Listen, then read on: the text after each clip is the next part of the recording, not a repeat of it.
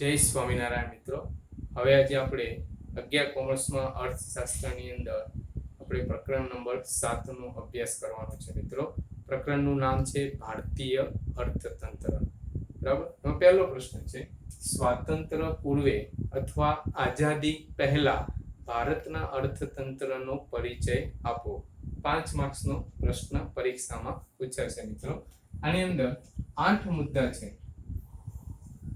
બરાબર છે. આજે આપણે 4 પોઈન્ટનો અભ્યાસ કરીશું. બીજા પીરિયડની અંદર 4 પોઈન્ટનો અભ્યાસ કરીશું મિત્રો. પહેલો આપણો પોઈન્ટ છે, આઝાદી પહેલા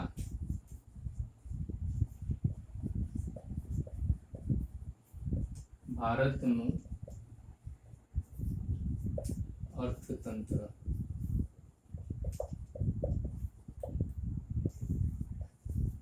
પહેલો પોઈન્ટ સમજીએ. આઝાદી પહેલા એટલે કે તે જમાનાને અનુરૂપ થાય તેવું ભારત ઔદ્યોગિક પેદાશોનું ઉત્પાદન કરતો એક ઔદ્યોગિક દેશ હતો. ભારત કેવો દેશ હતો? ઔદ્યોગિક દેશ.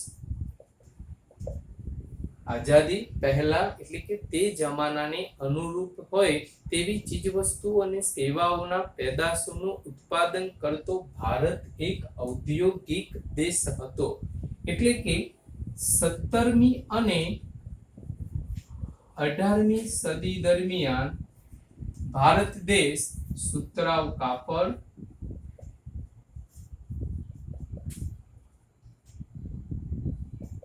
ઘડી, તાડપત્રી, કાચું રેશમ.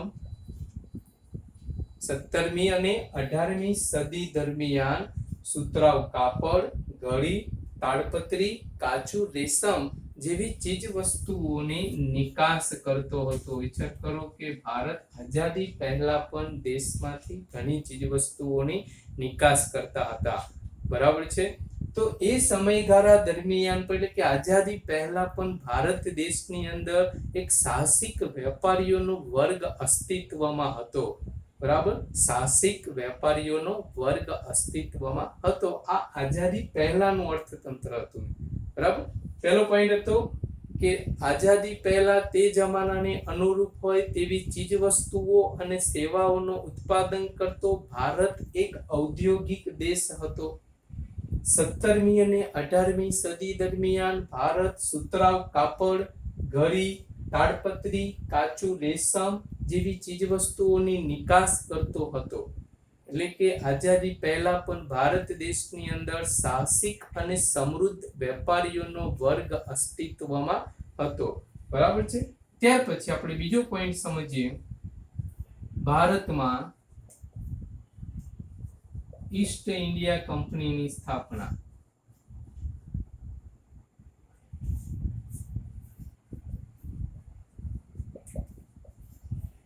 ભારતમાં ઈસ્ટ ઇન્ડિયા કંપની સૌથી મહત્વનું છે કે ભારત દેશની અંદર એટલે કહી શકીએ છીએ કે 1750 થી 1830 ના સમયગાળા દરમિયાન ઇંગ્લેન્ડમાં ઔદ્યોગિક ક્રાંતિ થઈ અને આ જ સમયગાળા દરમિયાન ભારતમાં ઈસ્ટ ઇન્ડિયા કંપનીની સ્થાપના કરવામાં આવી. સૌથી મહત્વનું એટલે આપણને ખ્યાલ હોવો જોઈએ ક્યારે ઈસ્ટ ઇન્ડિયા કંપનીની સ્થાપના થઈ તો કે 1750 થી 1830 ના સમયગાળા દરમિયાન ભારત દેશમાં અંગ્રેજોએ ઈસ્ટ ઇન્ડિયા કંપનીની સ્થાપના કરી.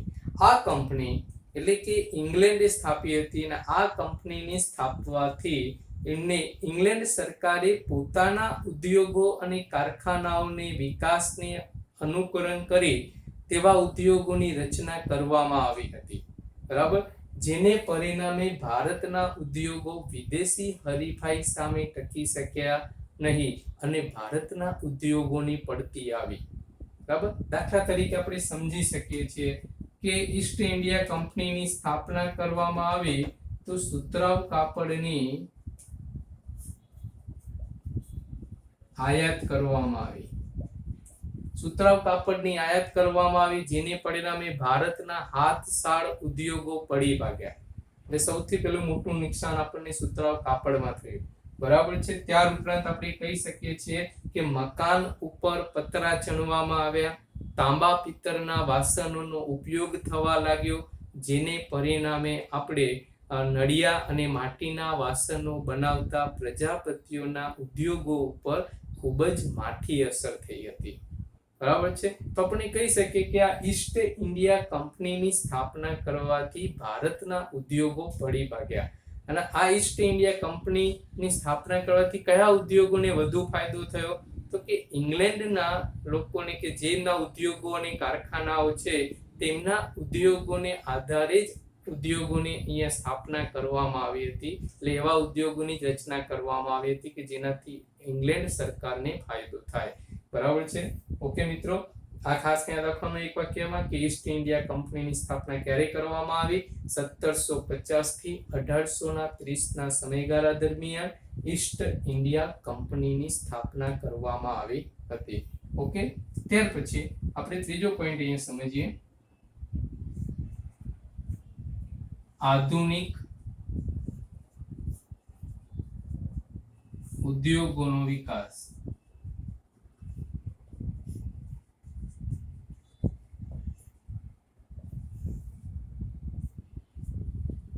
બરાબર છે. હવે ભારત દેશમાં આધુનિક ઉદ્યોગોનો આરંભ ક્યારે થયો? તો 1850 પછી ઉદ્યોગોનો આરંભ થયો હતો. તો તે સમયગાળા દરમિયાન કયા કયા આધુનિક ઉદ્યોગો હતા? તો કહી શકીએ છીએ કે સુતરાઉ કાપડ,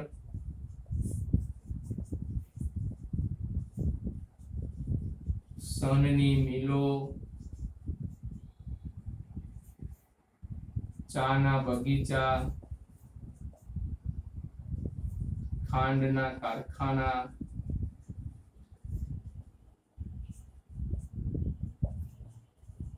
લોખંડ પોલાદના ઉદ્યોગો,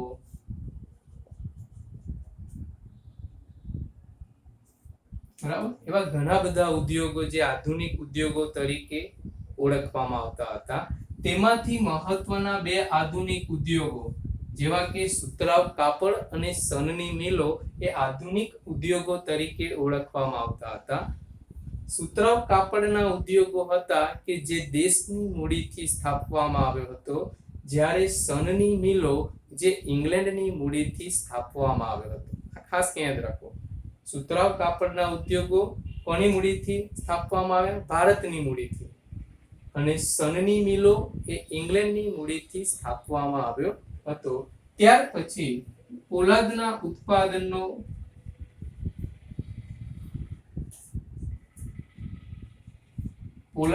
ઉત્પાદનનો ખરો યશ ગુજરાતના નવસારી જિલ્લાના જમશેદજી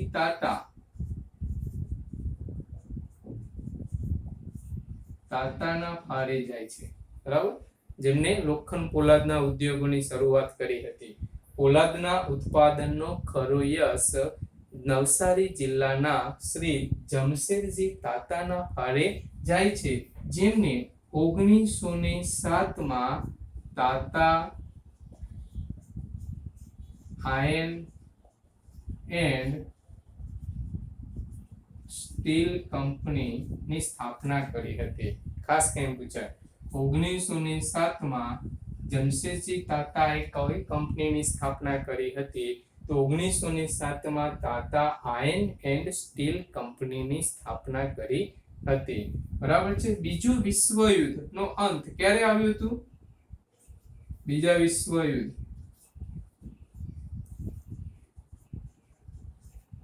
1945 વખતે બીજા વિશ્વયુદ્ધનો અંત આવ્યો હતો. જ્યારે બીજા વિશ્વયુદ્ધ વખતે ઉદ્યોગીકરણના પ્રક્રિયાના લગભગ 100 વર્ષ પૂર્ણ થયા હતા.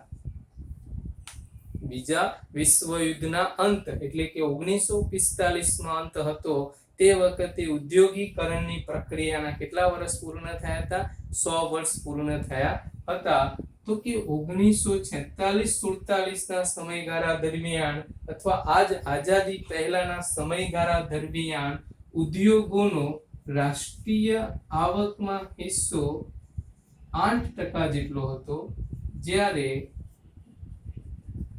રોજગારીમાં હિસ્સો 2% કરતા પણ ઓછો હતો. આ ખાસ ધ્યાન રાખો. ઉદ્યોગોનો રાષ્ટ્રીય આવકમાં હિસ્સો 8% જેટલો હતો, જ્યારે રોજગારીમાં હિસ્સો 2% કરતા પણ ઓછો જોવા મળે છે. થઈ ગયું મિત્રો, ક્લિયર થઈ ગયો. ત્યાર પછી આ બાબતો આધુનિક ઉદ્યોગોનો વિકાસ વિશે આવે છે. સૌથી પહેલા એની સ્થાપના ક્યારે થઈ? 1850 પછી. કયા કયા ઉદ્યોગો હતા? સહેલું છે. બે મહત્વના ઉદ્યોગો સુતરાઉ કાપડ અને સનની મિલો. સુતરાઉ કાપડના ઉદ્યોગો દેશની મૂડીથી સ્થાપવામાં આવ્યા. સનની મિલો એ ઇંગ્લેન્ડની મૂડીથી સ્થાપવામાં આવ્યા હતા.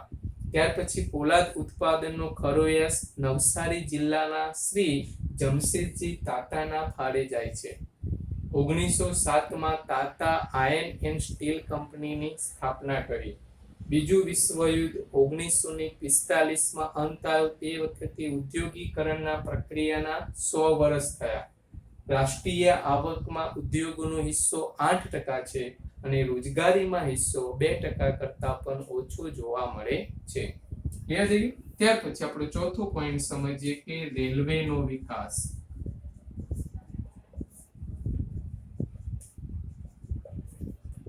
ભારતમાં રેલવેની સ્થાપના ક્યારે કરવામાં આવી હતી? તો કે 1853 માં રેલવેની સ્થાપના કરી. કોના વચ્ચે? તો કે કહી શકીએ છીએ મુંબઈ અને થાણા વચ્ચે 22 માઇલના અંતરની શરૂઆત થઈ હતી. સૌથી પહેલા ભારત દેશની અંદર રેલવેનો વિકાસ એટલે કે સ્થાપના ક્યારે કરવામાં આવી હતી? 1853 મુંબઈ અને થાણા વચ્ચે 22 માઇલની અંતરની શરૂઆત થઈ હતી. બરાબર છે. ત્યાર પછી રેલવે લાઇનનો લંબાઈ યાદ રહે તો 1946-47 ના સમયગાળા દરમિયાન રેલવે લાઇનની લંબાઈ 65,217 કિલોમીટર જેટલી હતી. બરાબર. 46-47 માં રેલવે લાઇનની લંબાઈ કેટલી હતી? 65,217 કિલોમીટર જેટલી હતી. 1946-47 માં રેલવેમાં 10 લાખ કરતા પણ વધુ કર્મચારીઓ કામ કરતા હતા. 10 લાખ કરતા પણ વધુ કર્મચારીઓ શું કરતા હતા? તેમાં કામ કરતા હતા. આમ ભારત દેશની અંદર રેલવેનો સારો વિકાસ થયો હોવાથી પરિવહન ખર્ચમાં ઘટાડો થયો અને પરિવહન ખર્ચ ઘટ્યું તો જેને કારણે આંતરિક વેપારમાં પણ વધારો થતો જોવા મળે છે. બરાબર છે. થઈ ગયું. રેલવેનો આરંભ ક્યારે થયો? 1853 માં મુંબઈ અને થાણા વચ્ચે 22 માઇલની અંતરની શરૂઆત કરી હતી. આ પહેલો પોઈન્ટ. ત્યાર પછી સેકન્ડ, રેલવે લાઇનની લંબાઈ કેટલી હતી? 65,217 કિલોમીટર. ત્રીજો પોઈન્ટ કે રેલવેમાં કેટલા લાખ લોકો કામ કરતા હતા? 10 લાખ કરતા પણ વધુ કર્મચારીઓ એમાં કામ કરતા હતા.